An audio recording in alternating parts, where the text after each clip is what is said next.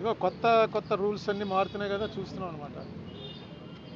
Violence చేసిన వాళ్ళకి, arson చేసిన వాళ్ళకి, కొట్టిన వాళ్ళకి స్టేషన్ బెయిలు, తిట్టిన వాడికి సెంట్రల్ జైలు. ఇది ఒక కొత్త పద్ధతి మారింది. అసలు తిట్టడం అనే దాని మీద కేసు పెట్టచ్చు, విచారణ జరపచ్చు, కానీ సెంట్రల్ జైల్లో వేయటం అనేది 30 చోట్ల నుంచి కంప్లైంట్లు పెట్టడం, ఒక కొత్త వరవడికి శ్రీకారం చుట్టారు చంద్రబాబు నాయుడు గారి ప్రభుత్వం. ఇది ఎట్టుపోతుందో చూడాలి. ఇది మాత్రం ఆరోగ్యకరమైనది కాదు, చాలా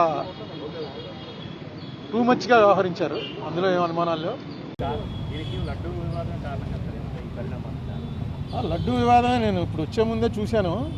మొన్న చంద్రబాబు నాయుడు గారు అడుగుతున్నారు, ఎవడు చెప్పాడు మీకు ఇందులో ఇది లేదని, ఇది కొవ్వు, పంది కొవ్వు, గొడ్డు కొవ్వు ఇవి లేవని ఎవరు చెప్పారు మీకు అని మీ విలేకరు మీద ఆయన కొంచెం రైజ్ అయ్యి మాట్లాడారు.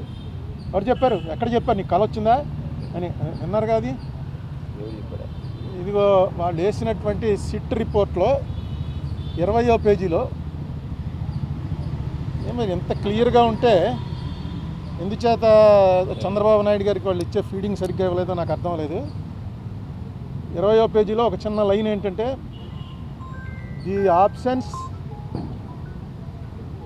The absence of cholesterol in the samples also suggests that the chances for presence of tallow, lard and fish oil are very low. లేవు అని ఎప్పుడు ఎవరు, వెరీ లో అంటే లేనట్టే లెక్క.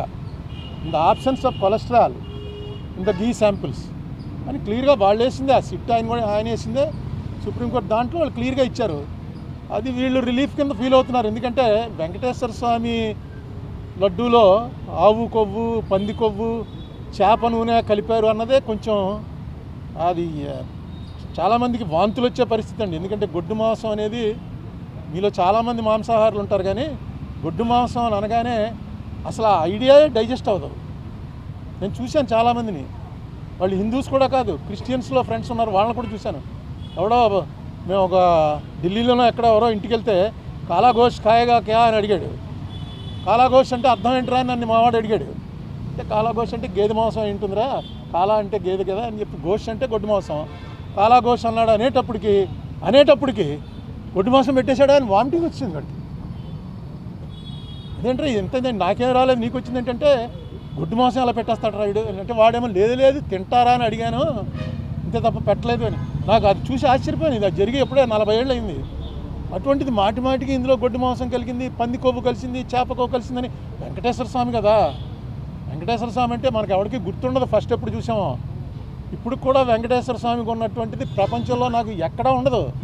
ఆ రష్ నేను చూసాను, నార్త్ ఇండియన్స్ వచ్చి చూసి ఏంటిది రోజు కుంభమేళా ఇక్కడని, అంత జనం, అంత వెంకటేశ్వర స్వామి అంటే దాంట్లో అన్నిసార్లు అనకూడదు. అసలు నిజంగా జరిపిన వాళ్ళని శిక్షించడానికి ప్రయారిటీ ఇవ్వాలి, కానీ దీంట్లో నిన్న ఇంకో మాట అన్నాడు ఆయన, నాకు ఆశ్చర్యం వేసింది. ఇది అవినీతి కాదుట, హిందూ మతాన్ని నాశనం చేయటం కోసం పన్నిన కుట్రట. హిందూ మతం నాశనం అవటం, నాశనం ఎవడన్నా చేయగలడా దీన్ని? అది కుట్రండి. ఎవడ తప్పు చేశాడు వాడిని పట్టుకోవాలి. ఇంకా కెమికల్స్ అవి ఉన్నాయంటున్నారు, ఆ కెమికల్స్కి కూడా ఆయన ఇచ్చిన కంపారిజన్, మనం టాయిలెట్స్లో వాడే యాసిడ్లన్నీ తీసుకొచ్చి ఇందులో కలిపారని, ఏదో రకంగా ప్రజల్లో ఒక ఎవర్షన్ పుట్టించాలి. తిరుపతి లడ్డు అంటే అంత టేస్ట్గా తినేవాళ్ళకి ఆ లడ్డు చూడగానే ఇందులో ఏముందోరా బాబు అని అనిపించే భయం కలిగించాలని సీఎం లెవెల్ మనిషి అలా మాట్లాడటం కరెక్టే. నేను సీఎం గారి ఇంటికి వెళ్తే నాకు కప్పులో టీ ఇచ్చారు.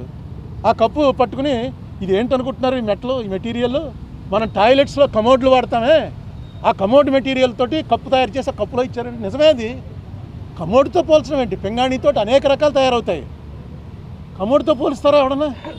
నాకు ఎందుకు చాలా ఆశ్చర్యం వేసింది. ఏంటి ఇదేంటి ఇలా మాట్లాడు? సీఎం గారు ఎప్పుడు అంత బ్యాలెన్స్ తప్పి మాట్లాడ్డాడు. చాలా కాలం నుంచి ఆయన సీఎంగా చూస్తున్నాం కదా, ఎందుకు ఇలా మాట్లాడుతున్నాడు ఏంటి? ఎంత అందులో టాయిలెట్లు కడిగే వాటిని తీసుకొచ్చి కలిపారని. ఇది బ్లాస్ఫమీ అవుతుంది. బ్లాస్ఫమీ అంటే దైవద్రోహం. దయచేసి ఇలాంటి పనులు వద్దు. మీకు రాజకీయంగా ఖర్చు ఉంటే రాజకీయ ఖర్చు తీర్చుకోండి, కేసులు పెట్టండి, మీ చేతిలో పవర్ ఉంది. ఎవరైనా ఇదేంటి వెంకటేశ్వర స్వామి మీద, వెంకటేశ్వర స్వామిని అన్పాపులో, ఎందుకంటే జగన్ క్రిస్టియన్ అనా? జగన్ క్రిస్టియన్ కాబట్టి క్రిస్టియన్స్ అందరూ కూడా వెంకటేశ్వర స్వామికి యాంటీ అయిపోయారా? అసలు ఏ స్ట్రాటజీ మీద వెళ్తారు? బీజేపీ వాళ్ళు కూడా ఇప్పుడు ఇలా మాట్లాడాల. బీజేపీ వాళ్ళు డైరెక్ట్గా మాది హిందూ పార్టీ అని చెప్పుకున్నా సరే వాళ్ళు కూడా ఎప్పుడూ ఈ లెవెల్లో మాట్లాడరు. మరి చంద్రబాబు నాయుడు గారు పునరాలోచించండి, ఇది కరెక్ట్ కాదు. మిగతా చాలా విషయాలు ఉన్నాయి, తర్వాత చెప్తాను.